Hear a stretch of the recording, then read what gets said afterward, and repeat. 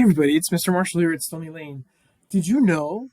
Did you know that there are presidents of the United States that were related to each other? Did you ever hear anybody say, that's our family business, right? Having a family business means that your family owns a store or a company or something, and people in your family all kind of work there, right? And that's what they all do is they help to keep the business going, right? And so we can say that the presidency is like family business. It's really not.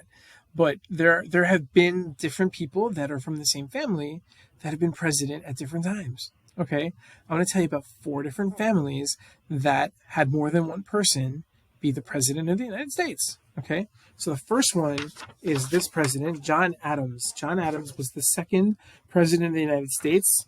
Okay, he served from 1797 to 1801.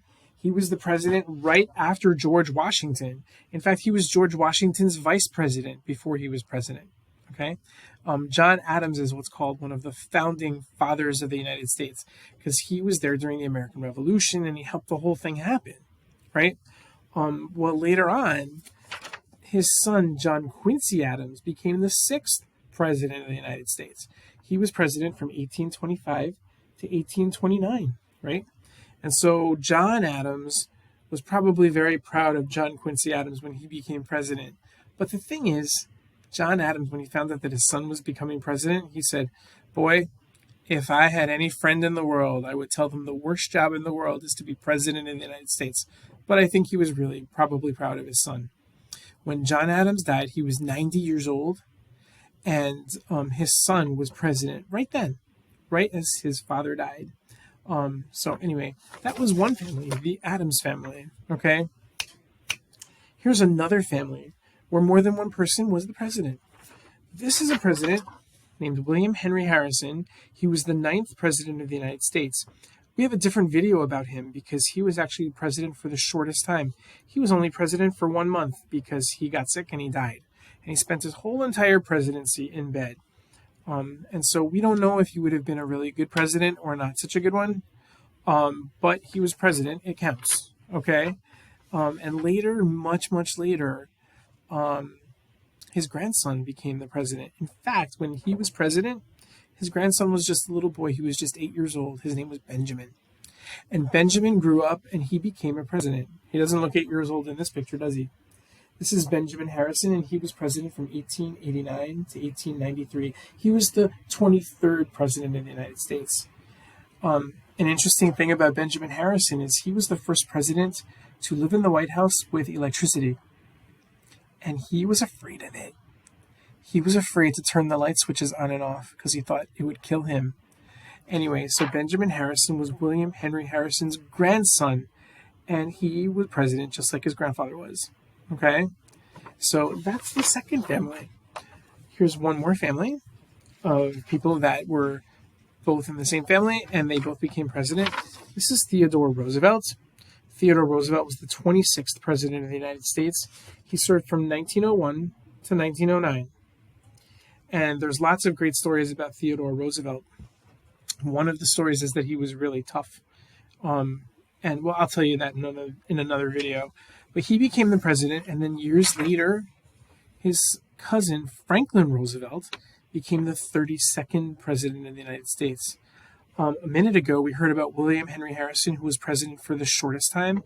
Franklin Roosevelt was president for the longest time because he was president for 12 years from 1933 to 1945.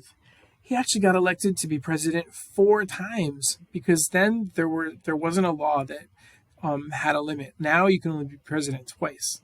But when he was the president, he was elected 4 times, right?